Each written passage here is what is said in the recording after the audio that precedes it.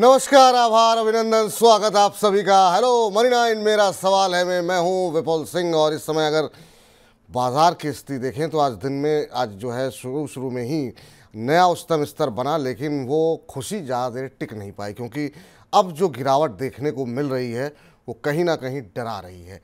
1% से ज़्यादा निफ्टी नीचे इस समय 22,404 का स्तर, और 22,400 का स्तर भी आज निफ्टी ने तोड़ा है। 22,396 का लो लगा है और अभी उन्हीं स्तरों के आसपास 22,404 पे ट्रेड करता हुआ 243 1% से ज़्यादा की गिरावट अब निफ्टी में देखने को मिल रही है। एडवांस डिक्लाइन रेशियो की अगर बात करें तो इस समय 1736 शेयर ऐसे हैं एनएससी पर जिनमें कि दबाव देखने को मिल रहा है, और महज 717 शेयरों में इस समय बढ़त देखने को मिल रही है। अब क्या ये किसी बड़ी गिरावट का संकेत है? ऊपरी स्तरों पर आखिर टिक क्यों नहीं पा रहा है बाजार? पिछली बार भी जब नया हाई बना था तब भी हमने देखा था कि इंट्राडे में ही एक बड़ा करेक्शन आया था। आज नया हाई बना, फिर एक बड़ा करेक्शन देखने को मिला। तो क्या ऊपरी स्तरों पर बाजार अभी जाने को तैयार नहीं है? क्या रणनीति होनी चाहिए बाजार पे? इसी को लेकर के हम बातचीत करेंगे। साथ ही साथ खबरों वाले शेयर भी होंगे, एक मैनेजमेंट से भी बातचीत करेंगे। वहाँ के आईपीओ में अगले हफ्ते से जो आईपीओ खोल रहे हैं उसमें भी आज ही हम रणनीति तय कर लेंगे अपनी, चुन के। हमारा खास सेगमेंट आखिर में होगा ही, तो लगातार हमारे साथ बने रहिए। और सबसे पहले आपको रूबरू कराते हैं आज के हमारे खास मेहमान से। हमारे साथ बाजार विशेषज्ञ के तौर पर संतोष सिंह जी मौजूद हैं। संतोष सर, बहुत बहुत स्वागत है आपका। ये क्या हुआ सर बाजार में, मतलब इतनी तेज़ गिरावट कहाँ से, क्या खबर आ रही है? क्योंकि बहुत तेज़ी के साथ बाजार में ये दबाव बढ़ता हुआ दिखाई दे रहा है। देखिए, खबरों का तो पता नहीं है, लेकिन जो अगर आप देखेंगे पूरे इंडेक्स में तो वहाँ पर मुझे दिख रहा है कि आईटी सबसे ज़्यादा गिरा हुआ है आईटी। और आप देखें उसके बाद पीएसयू बैंक्स हैं या बैंक्स प्राइवेट बैंक्स हैं, ये तमाम बैंकिंग गिरी हुई हैं। और जो कि इंडेक्स पे अगर आईटी और बैंक दोनों गिरते हैं तो काफ़ी बड़ा प्रेशर निफ्टी पे रहता है। और इसी कारण आप देख रहे हैं कि 1% से ज़्यादा के करीब का निफ्टी पे दबाव देखने को मिला है। आईटी के रिलेटिवली जो है नतीजे उतने अच्छे नहीं रहे, गाइडेंस भी म्यूटेड गाइडेंस हैं। तो इन तमाम चीज़ों के मद्देनज़र और इन्फ्लेशन जो है, अगर आप पिछली फेड कमेंट्री को देखेंगे तो जो इन्होंने हाल फिलहाल दिया अभी, तो उसमें उन्होंने बताया कि इन्फ्लेशन को लेकर काफ़ी चिंताएं हैं और इन्फ्लेशन अभी भी हाई है। तो और अगर इन्फ्लेशन हाई रहता है तो जो सबसे बड़ी चीज़ देखने को मिलेगी कि वो आईटी में जो रिकवरी है वो और लेट होते जाएगी। अब ये सारी चीज़ों की का जो है, अगर आप देखें खामियाजा आज के में आईटी क्षेत्र पर ज़्यादा हो रहा है, और फिर बैंकें काफ़ी जो है निचले स्तरों पर आई हैं। और ये सारा चीज़ मिलकर इंडेक्स पर एक तरह का दबाव क्रिएट कर रहे हैं, और जो कि दोनों आईटी और बैंक अगर देख लें तो काफ़ी बड़ा लायंस पाई है इंडेक्स पे, जी। और दोनों ही डाउन है। तो मुझे लग रहा है कि ये ज़्यादा रीज़न है मार्केट गिरने के लिए। आईटी और बैंक निश्चित रूप से जो है अच्छा खासा दबाव यहाँ पर देखने को मिल रहा है। आईटी इंडेक्स अब करीब 1.5% नीचे कामकाज करते हुए, इसके अलावा अगर हम देखें तो बैंकिंग शेयरों में भी दबाव जो है वो बढ़ता हुआ दिखाई दे रहा है, और ये कहीं ना कहीं बाजार को काफ़ी तेज़ी के साथ नीचे लेके आते हुए। एक लाइन में सर एक उत्तर जानना चाहेंगे कि क्या ये बाजार में पैनिक का समय है, घबराने का समय है, या आपको लग रहा है कि ये तमाम गिरावट जो है वो खरीदारी के लिए एक मौका दे रही है? देखिए, अभी तक जो ट्रेंड रहे हैं मार्केट में वो तो गिरावट खरीदारी का ही रहा है, लेकिन अभी गिरावट ऊपरी लेवल से बहुत ज़्यादा नहीं हुई है कि यहाँ पर आश्वस्त होकर कहा जाए कि आपको एकदम यहीं पर लेना चाहिए। आपको थोड़ा सा वेट करना चाहिए कि जो गिरावट है थोड़ी कहीं ना कहीं थमती हुई दिखे, तब आपको जो है वेंचर आउट करना चाहिए अभी। क्योंकि आप अगर देखें चार्ट पर भी डबल टॉप फॉर्मेशन जैसी स्थिति है, और 22,750 के आसपास से मार्केट जो है फिर से रिट्रेस कर रहा है। और जब कभी भी ऐसी स्थिति हो कि डबल टॉप जैसी सिचुएशन से मार्केट आ रहा हो, थोड़ा वेट कर लें। कभी कभी डबल टॉप जो है वो असेंडिंग ट्रायंगल में कन्वर्ट हो जाता है। इसका मतलब है कि वो और तेजी चलेगी, और प्रीवियस जो लो बने थे उससे हाई उसका एक जो है लो बनना चाहिए प्रोवाइडेड। तो अभी टाइम विल टेल कि कैसा होगा, और अभी भी नतीजे काफी आने बाकी हैं, तो उन चीजों पे नजर होगी। लेकिन नतीजों के लिहाज से आईटी ने जी, काफी निराश है, ये चीज दिखती। ठीक। चलिए, हमारे साथ आज के पहले दर्शक जुड़ चुके हैं। किशोर कुणाल जी हमारे साथ हैं। किशोर जी को नमस्कार। नमस्कार सर। और नमस्कार। विपुल जी को भी नमस्कार। हाँ जी, नमस्कार सर, कैसे हैं आप? कहाँ से बोल रहे हैं?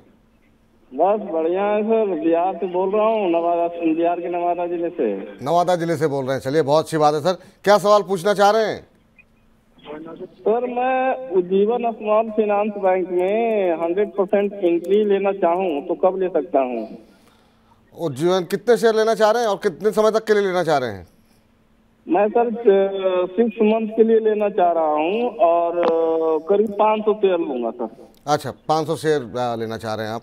6 महीने का नज़रिया है। आज 1.25% नीचे 54.60 का स्तर देखने को मिल रहा है। सर अभी हमने देखा हाल फिलहाल की लिस्टिंग जन स्मॉल फाइनेंस बैंक, अच्छी लिस्टिंग वहां पर देखने को मिली है। स्मॉल फाइनेंस बैंक का भविष्य कैसे देख रहे हैं आप? हालांकि यहां पर अगर हम देखें तो उज्जीवन में एक दायरे में ही कामकाज रहा है। पिछले 6 महीने में 1% 1.5% का रिटर्न यहां पर देखने को मिला है, तो 5-6 महीनों से थोड़ी सुस्ती जरूर देखने को मिल रही है। देखिए नंबर्स के लिहाज से ऐसा लग रहा है कि थोड़ा सा जो है टीटीएम बेसिस पे लास्ट ईयर जो नंबर आए थे उस पे टीटीएम बेसिस पे अगर आप देखें तो तकरीबन जो है 17-18% की ग्रोथ रही है इनके नंबर्स में।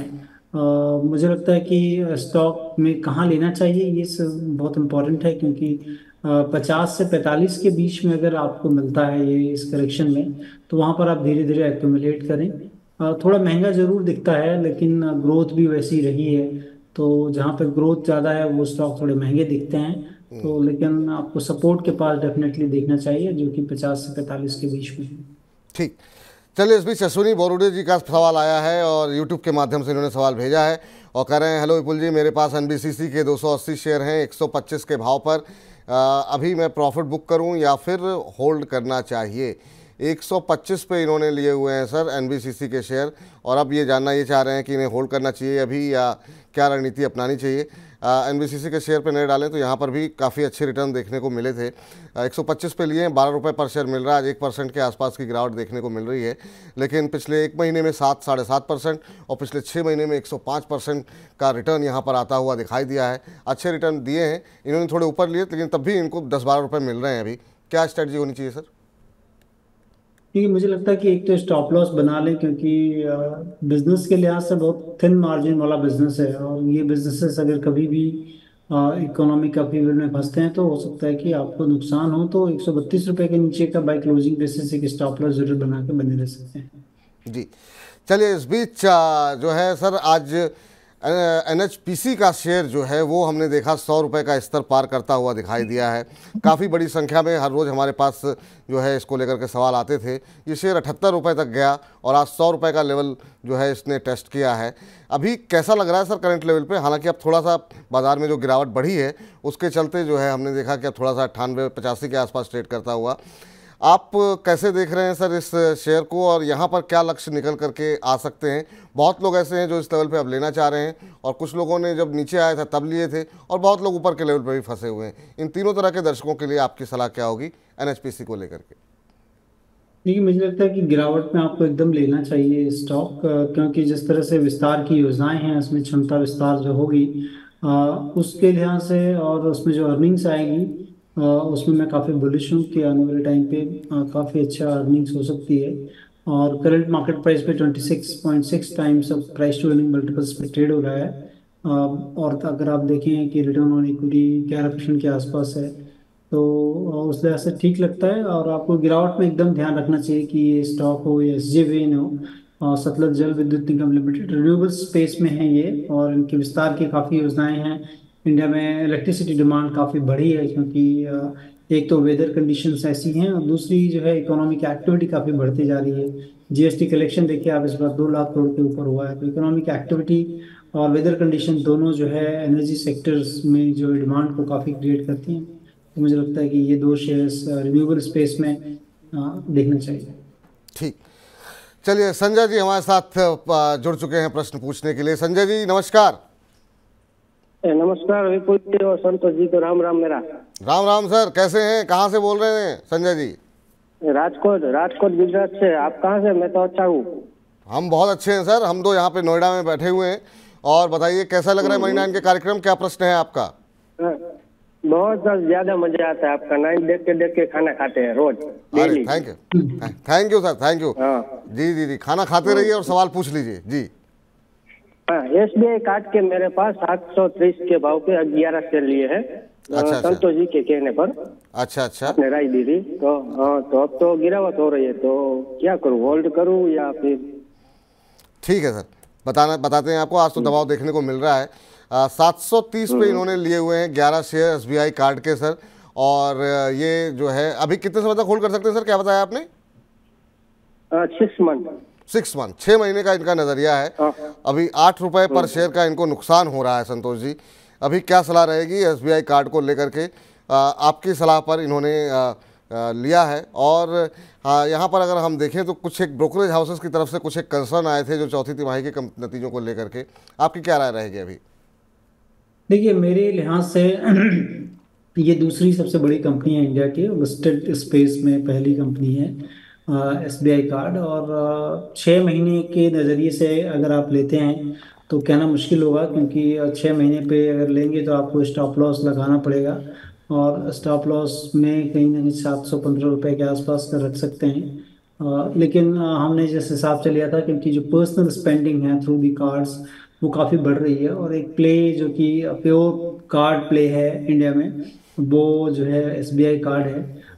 नंबर्स भी काफ़ी अच्छे रहे हैं। डेफिनेटली कुछ कंसर्न्स इनकी जो है एसेट क्वालिटी को लेकर है, क्योंकि जो है पर्सनल लोन और बैक बाय नथिंग, मतलब कह लें कि थोड़ा रिस्कियर काइंड ऑफ लोन होता है।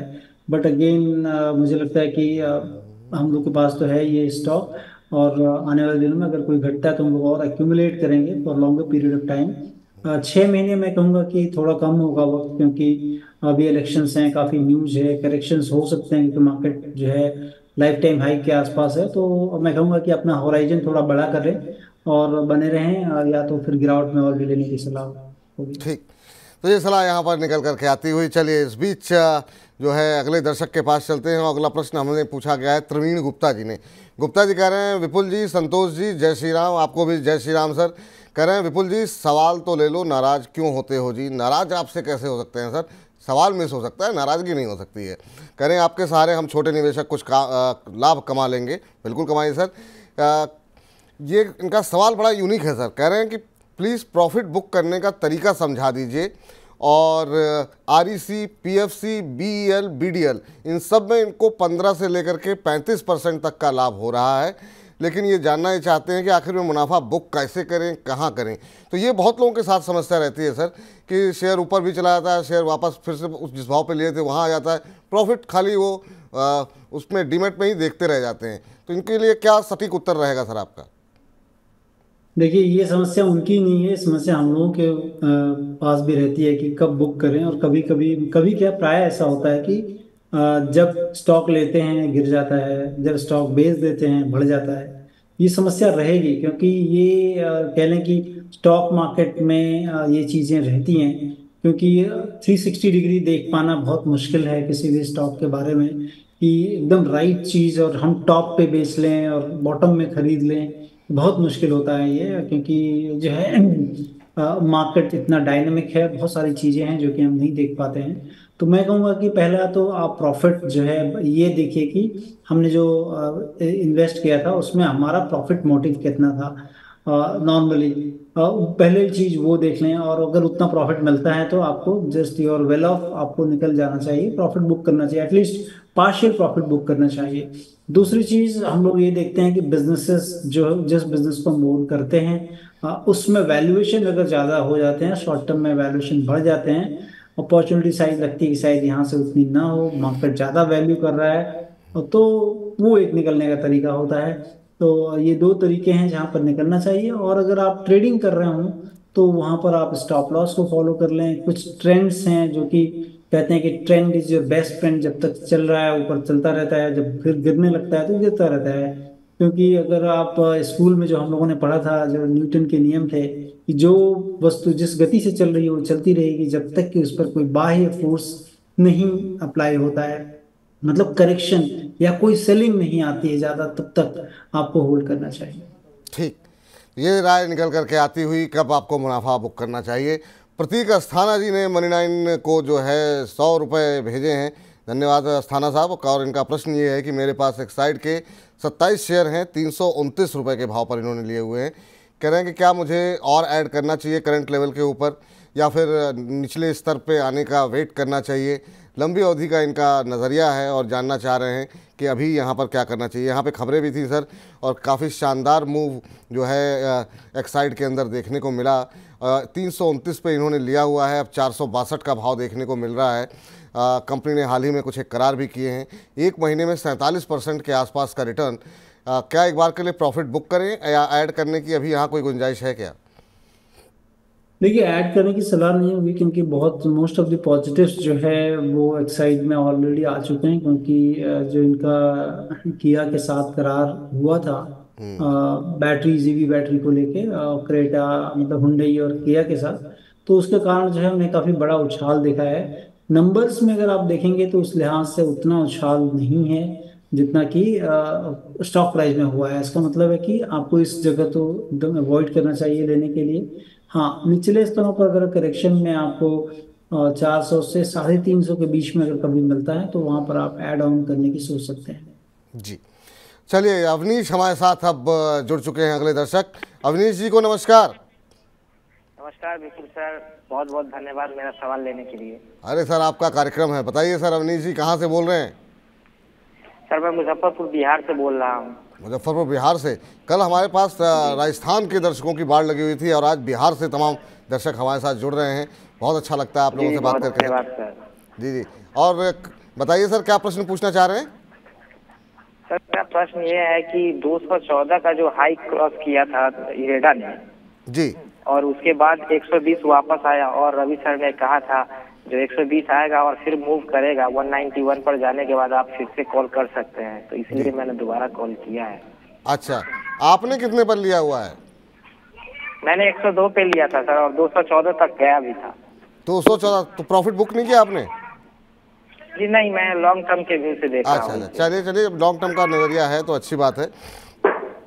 अभी 178 179 पे चल रहा है और काफ़ी शानदार मूव। 32 रुपये पे इसका IPO आया था और उसके बाद से 50, 60, 70, 80, 90, 100 को क्रॉस करते हुए 200 भी क्रॉस कर गया ये शेयर, और काफ़ी ज़बरदस्त रिटर्न लोगों ने यहाँ पर कमाए हैं। सर, इरेडा पे चूँकि इनका लंबी अवधि का नज़रिया है, इसलिए इन्होंने 200 के ऊपर भाव जाने के बावजूद बेचा नहीं शेयर को। अभी क्या करना चाहिए सर? काफ़ी सारी खबरें यहाँ पर हाल फिलहाल में कुछ दिनों में रही हैं, काफ़ी अच्छा मूव रहा है, आपकी राय क्या होगी?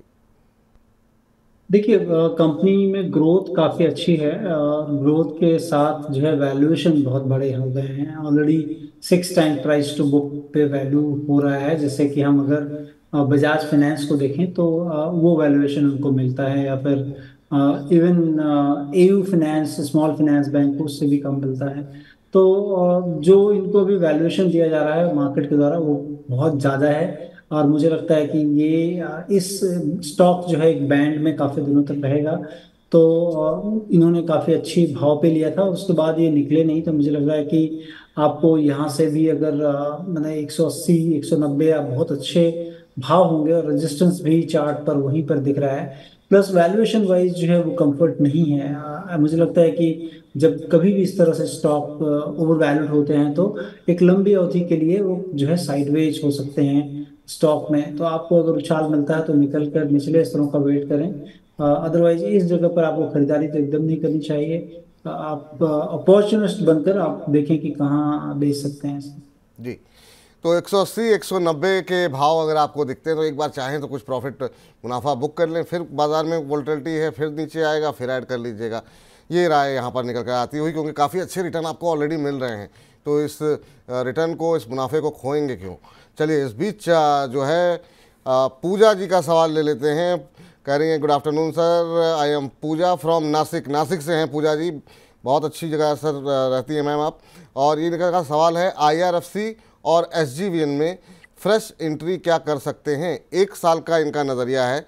SJVN एक और ऐसा शेयर सर पावर क्षेत्र से जुड़ा हुआ, काफ़ी शानदार मूव यहाँ पर देखने को मिला है। आज 1.25% के आसपास की गिरावट है। क्या ये जो 1.25% की गिरावट है इसमें एंट्री ली जा सकती है? दूसरा, IRFC में भी ये एंट्री करना चाह रही हैं 1 साल के नज़रिए के लिहाज से। यहाँ पर भी हम देख रहे हैं करीब 1.5% के आसपास की गिरावट देखने को मिल रही है आज। तो आज की गिरावट में क्या एंट्री ले सकते हैं क्या इन दोनों में? हाँ देखिए, मुझे लगता है कि गिरावट में थोड़ा और गिरे तो आप एसजेवीएन देख सकते हैं। आईआरएफसी पे चूंकि वैल्यूएशन काफ़ी महंगे हैं उसके, जी। तो मैं वहाँ पे तो सलाह नहीं दूंगा। लेकिन अगर एसजेवीएन आपको मिलता है करंट मार्केट प्राइस पे, थोड़ा लें, 10% लें। लेकिन जैसे और भी करेक्ट होता है तो यहाँ पर आप कर सकते हैं। थोड़ी देर पहले हमने बताया कि इंडिया में जो इलेक्ट्रिसिटी डिमांड है और वेदर कंडीशंस ऐसी हो रखी हैं जिसके कारण की डिमांड काफ़ी बढ़ेगी। और रिन्यूएबल स्पेस में आप देखें कि ईएसजी जो फंड होते हैं दुनिया के, वो ज़्यादा निवेश करते हैं कि जो कंपनियां एनवायरमेंटल, सोशल और गवर्नेंस की तरफ ज़्यादा ध्यान देती हैं, उसकी तरफ ज़्यादा फंड आता है। और उसमें जो भी कंपनियां काम कर रही हैं उनको वो इंक्रीमेंटल फंड्स जो है वहाँ पर निवेश करने के लिए आते हैं, और उनको काफ़ी तवज्जो दी जाती है उनके बिजनेस को, क्योंकि वो एनवायरमेंटली राइट चीज़ करते हैं जो कि आने वाली जनरेशन्स के लिए काफ़ी अच्छा होता है। तो ये सारी चीज़ों के बीच में मुझे लगता है कि ये एसजेवीएन को देखना चाहिए। एनएचपीसी भी हमने थोड़ी देर पहले बात की थी कि ये कंपनियां काफ़ी रेलेवेंट हैं, और उनके जो भी विस्तार की योजनाएं हैं काफ़ी बड़ी हैं, और वो भी रिन्यूएबल स्पेस में हैं। ठीक, तो ये राय निकल करके आती हुई इस बीच भावेश जोशी जी जानना चाह रहे हैं कि जीएमआर एयरपोर्ट के बारे में जानना चाह रहे हैं। 300 शेयर इन्होंने 85 के भाव पर लिए हुए हैं और कह रहे हैं मेरा नज़रिया शॉर्ट टर्म का है। नवीन लोधवानी जी का भी सवाल है जीएमआर एयरपोर्ट को लेकर के। इनके पास 90 शेयर है और इनकी भी खरीद का रेट 85 रुपये ही है। तो ये दो हमारे दर्शक हैं जो कि 85 रुपये पर लेकर के जीएमआर एयरपोर्ट में के बारे में जानना चाह रहे हैं। सर, ये शेयर में जब से जीक्यू जी ने पार्टनरशिप खरीदी थी तो काफ़ी उम्मीदें बढ़ी थी, लेकिन एक दायरे में फंस गया है और वहाँ से निकल नहीं पा रहा है शेयर। 85 पे इन्होंने लिए हैं, 85 के आसपास ही चल रहा है। हालांकि आज 3-3.5% की गिरावट देखने को मिल रही है। क्या कैसे देख रहे हैं सर जीएमआर एयरपोर्ट को आप? देखिए, इंडिया में अगर आप देखें पोर्ट्स और एयरपोर्ट्स, ये इसमें काफ़ी ग्रोथ होगी, लेकिन कंपनियों को चुनना काफ़ी मुश्किल होता है, क्योंकि कौन सी कंपनी ज़्यादा लाभ कर सकेगी। और अगर पर्टिकुलरली जीएमआर एयरपोर्ट्स की बात करें तो ऑपरेटिंग प्रॉफिट बराबर है कंपनी में, लेकिन चूंकि इंटरेस्ट बर्डन काफ़ी ज़्यादा है कंपनी पे, जिसके कारण कि नेट प्रॉफिट अगर हम देखें तो क्वार्टर ऑन क्वार्टर बेसिस पे कंपनी नुकसान में है। और प्रीवियस जो है, मतलब कई सालों से अगर आप देख लें, नेट प्रॉफिट पे भारी नुकसान है कंपनी को, जिसके कारण कि मेरी तो सलाह ज़्यादा नहीं होगी कि आप इस पर ध्यान दें।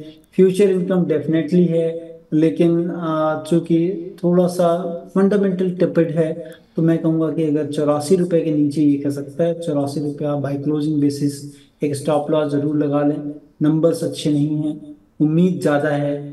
कहते हैं उम्मीद पर दुनिया कायम है, और अगर उम्मीद टूट जाती है इन सेंस की इनके नंबर्स उतने अच्छे नहीं आते हैं, तब स्टॉक में गिरावट देखी जा सकती है। उसके लिए 84 का स्टॉप लॉस जरूर लगा लें।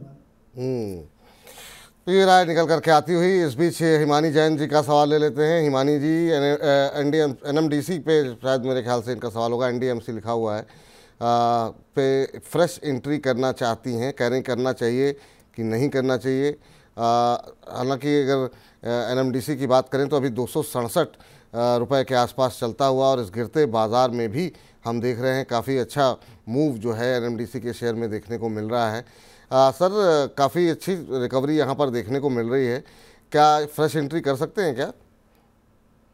देखिए, नंबर्स के लिहाज से देखेंगे तो काफ़ी अच्छी है कंपनी, और खनन में मतलब आयरन ओर की कंपनी है, इंडिया में इकलौती कंपनी है सरकार के द्वारा जो है। और हम देख रहे हैं कि नंबर्स साल दर साल काफ़ी अच्छे हैं। रिटर्न ऑन इक्विटी अच्छी है, कंपनी की इफिशियंसी जो है वो काफ़ी अच्छी है, वैल्यूएशन जो है वो काफ़ी रीजनेबल है।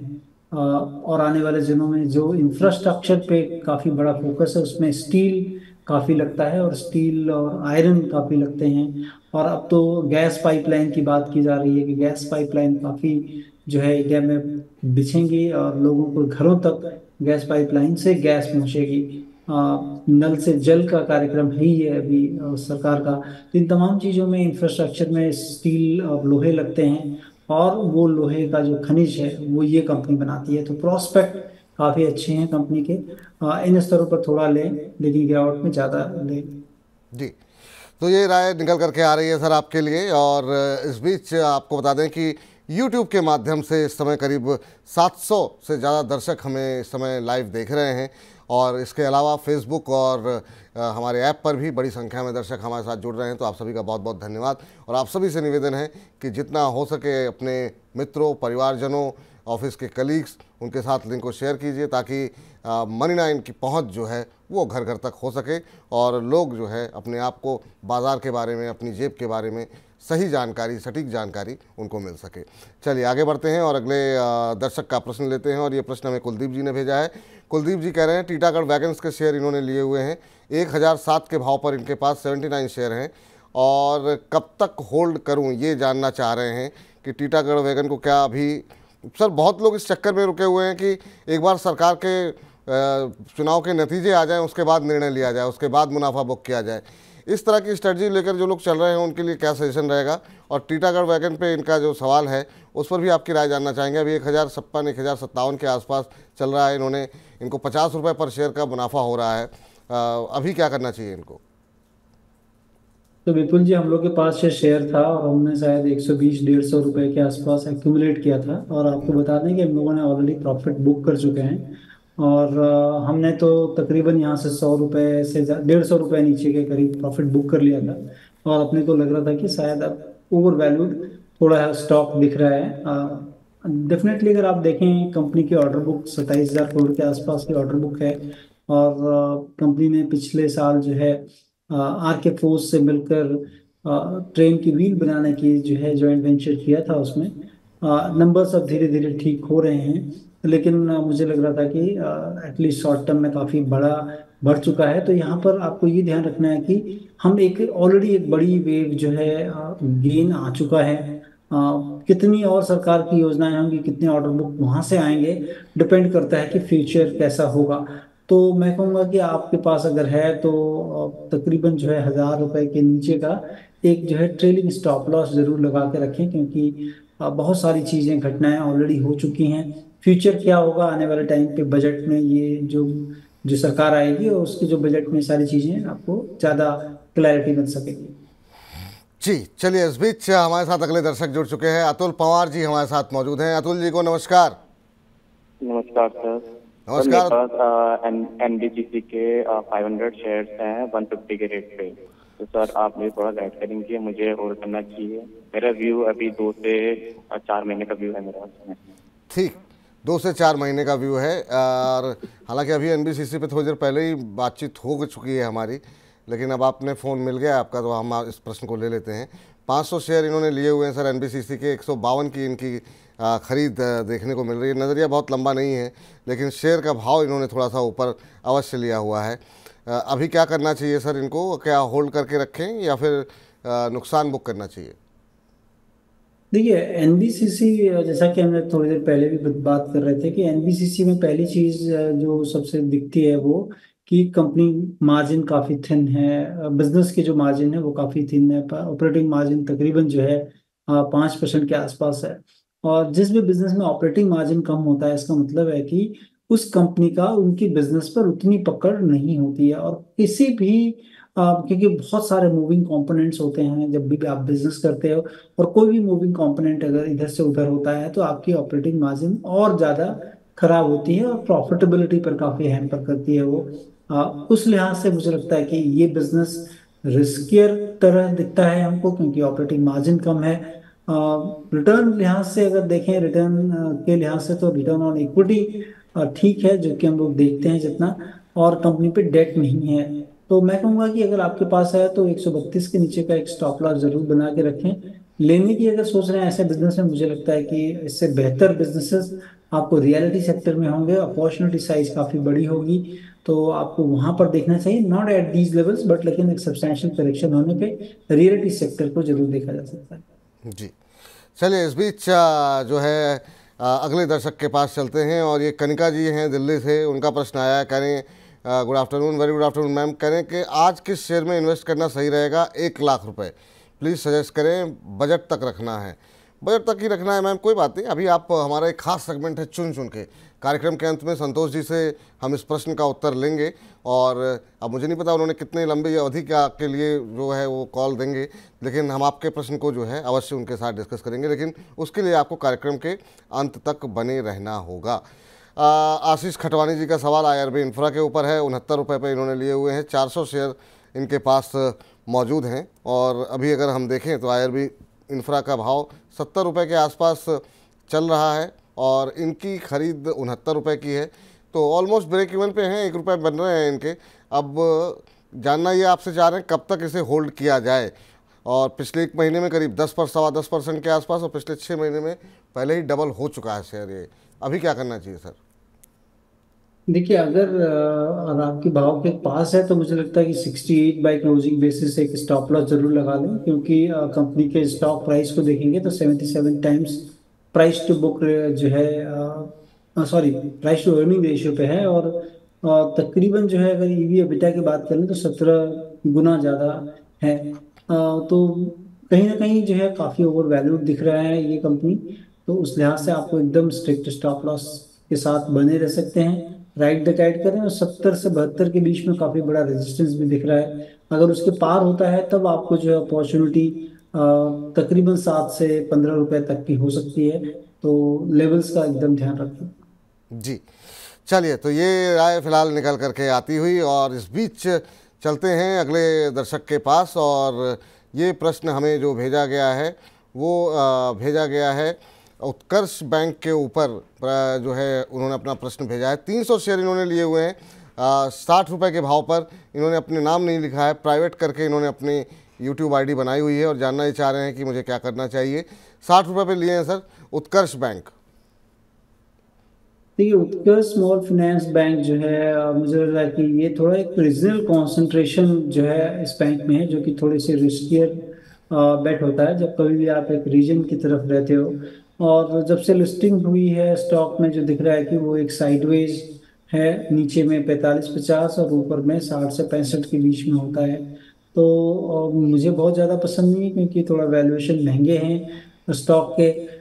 निचले स्तरों पर आए तभी आपको देखना चाहिए, या फिर अगर आपके पास है, चूंकि स्मॉल फाइनेंस बैंक आजकल काफ़ी अच्छी कर रही हैं, तो आप 50 से 45 के बीच में अगर आपको मिलता है तो दोबारा आप ऐड करने की सोच सकते हैं। ठीक, चलिए इस बीच आगे चलते हैं और अगले दर्शक का प्रश्न लेते हैं। पटेल इंजीनियरिंग पर जानना चाह रही हैं स्वाति मोरे जी कि क्या करना चाहिए, क्या फ्रेश एंट्री ली जा सकती है, अभी क्या स्ट्रेटजी होनी चाहिए। पटेल इंजीनियरिंग पे अगर हम नज़र डालें, आज तो जो भाव यहाँ पर देखने को मिल रहा है 2.25% ऊपर है, 59 रुपये के आसपास चल रहा है सर। स्वाति जी के लिए क्या सलाह रहेगी? इस शेयर में अगर हम देखें तो पिछले 1 महीने में 6.5% का करेक्शन ऑलरेडी आ चुका है। क्या स्ट्रेटजी होनी चाहिए?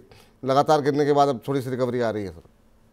देखिए, पटेल इंजीनियरिंग चूँकि हमने एक बार रेकमेंड भी किया था, इसमें अभी एक QIP होकर गया है जो कि 55 रुपये या 56 के आसपास 400 करोड़ रुपए कंपनी ने उठाए हैं, जो कि आने वाले टाइम पे इंफ्रास्ट्रक्चर पे कंपनी खर्च करेगी। और कंपनी के पास जो जो ऑर्डर बुक है तकरीबन जो 19,000 करोड़ के आसपास है, तो मुझे लगता है कि हैंसफोर्थ अपॉर्चुनिटी साइज काफ़ी बड़ी है। 5,000 करोड़ के करीब का जो है मार्केट कैप है, और इनके पास 19,000 करोड़ का जो ऑर्डर बुक है, तो वहाँ पर कुछ ना कुछ दिखता है कि यहाँ से स्टॉक प्राइस में अच्छी तेजी हो सकती है। तो मुझे लगता है कि आपको जहाँ पर अपॉर्चुनिटी साइज इस तरह की हो, लंबी अवधि का नजरिया बनाकर बने रहें।